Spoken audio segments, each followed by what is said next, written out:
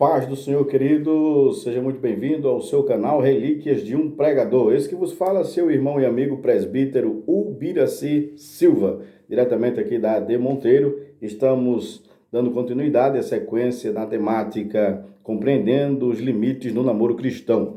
Já estivemos falando aqui sobre o namoro como fase de conhecimento e estamos agora abordando o tema sobre namoro como fase de consistência.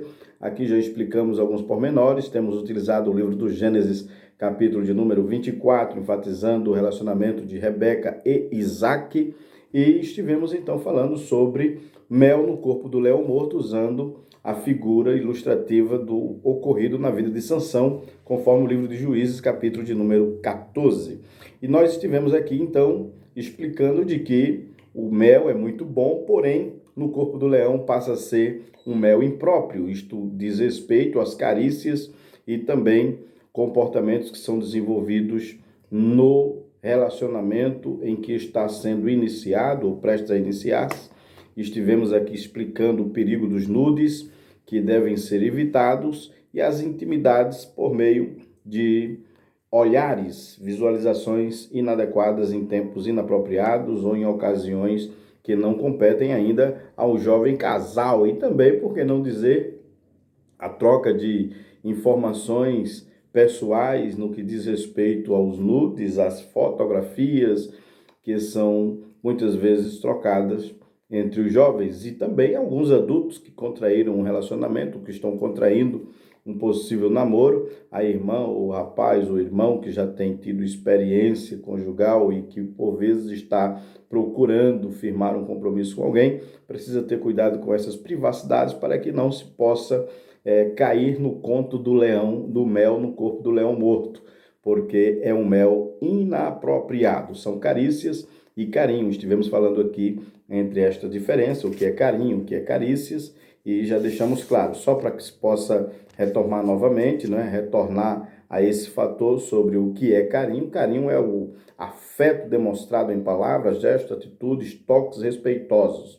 E carícias, na verdade, são atos demonstrados e praticados na intimidade, cabíveis apenas aos que contraíram núpcias. Muito bem. Então, esta é a diferença entre carinho e carícias. E os olhares precisam ser cautelosamente cuidados para que não se possa visualizar o mel no corpo do leão em tempo inapropriado, tá certo? Também no que diz respeito a palavras, trocas de elogios, que por vezes deve ser evitado, uma vez que pode prejudicar a futura relação que deverá surgir ou que deve ser firmada até o casamento. Então, há palavras que devem ser evitadas, carinhosas, que devem ser completamente inibidas, não podem ser pronunciadas, elogios e expressões que não competem muitas vezes antes do casamento, tá certo?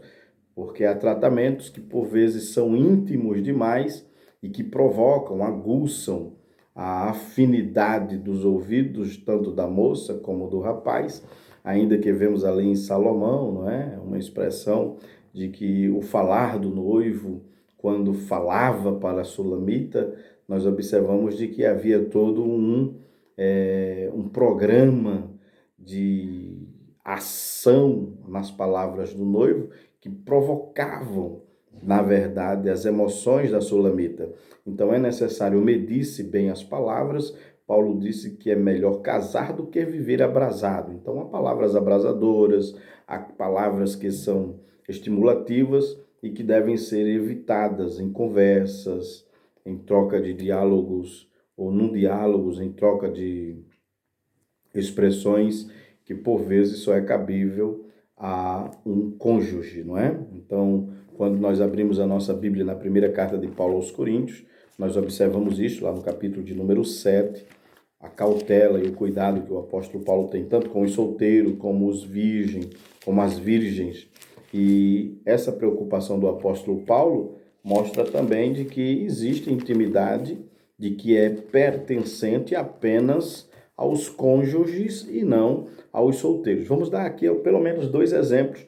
No capítulo de número 7, escrito pelo apóstolo Paulo à igreja que estava em Coríntio, da sua primeira carta, e o versículo de número 32. O apóstolo Paulo começa dizendo o seguinte: e bem quisera eu que estivessem sem cuidado. O solteiro cuida das coisas do Senhor, em como há de agradar ao Senhor. A prioridade do solteiro, do jovem, da moça, é sim em dedicação à obra de Deus, ao reino do Senhor, para que se possa, obviamente, crescer espiritualmente. Isto não quer dizer de que ele não tem emoções. É claro que as emoções precisam ser nutridas, precisam ser alimentadas. Salomão explicou isso. Salomão chega na sua juventude, quando ele nos mostra, no livro de Eclesiastes, algo importante já na sua maturidade, quando ele escreve esse livro.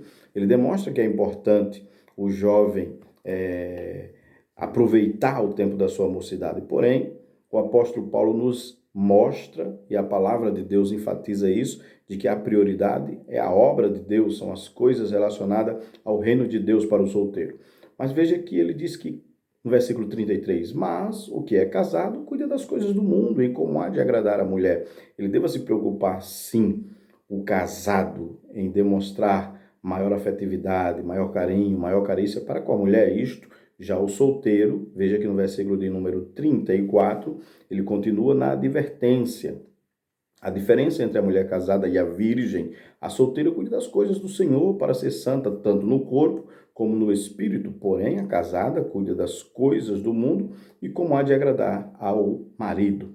Então, a forma de buscar agradar o parceiro, a futura parceira, o namorado, a namorada, o noivo, a noiva, deve estar dando prioridade ao Senhor neste relacionamento e não nas suas vontades. Por isso que ele deixa bastante claro no capítulo de número 7 da mesma carta e o versículo de número 8. Digo, porém, aos solteiros e às viúvas, as queridas irmãs que estiverem aí também, viúvas, estiverem sendo alcançadas por este estudo e por esta temática, o apóstolo Paulo diz: porém, aos solteiros e às viúvas que lhes é bom se ficarem como eu, mas se não podem conter-se, casem-se, porque é melhor casar do que abrasar-se. Então, as palavras de carícias, elas podem abrasar, elas podem fomentar ainda mais e aguçar de forma bastante tentadora a natureza pecaminosa que há em nós, porque nós temos as emoções e as paixões deste corpo presente que nos são constantemente tentadas. Então, na verdade, o espírito está pronto, mas a carne, ela tem os seus declínios, ela tem a sua forma vacilante. Por isso, é necessário de que as palavras de carícias devam ser medidas, devem ser polidas, para que não agucem ainda mais a natureza humana, tanto do irmão como da irmã, do jovem como da moça. E assim fazendo, por certo, evitará posteriores sofrimentos no que diz respeito a impulsos carnais que não poderão ser contidos, que não poderão ser evitados. Então, é necessário de que venhamos a ter cuidado com o que disse Salomão: cuidado com a mosca morta. Será o tema em continuação que estaremos abordando. Uma mosca pode estragar todo o vaso de perfume, todo o unguento. Então, é necessário termos cuidado com as palavras que podem ser o zunir, o zumbir de uma mosca morta, não é? O zumbido de uma mosca morta que acabou por estragar a boa fragrância do perfume. Ela começa zanzando por ali, voando, sobrevoando, através do seu zumbido e, uma vez pousando, pode levar a um prejuízo. E estaremos falando sobre isso no próximo vídeo. Lhe aguardo. Até lá. Carícias, carinhos, pode ser uma mosca morta no seu relacionamento ou no seu futuro relacionamento. E é sobre essa temática que estaremos tratando no vídeo posterior. Um abraço e até lá, se Deus assim em Cristo continuar nos permitindo nesta temática. Um abraço!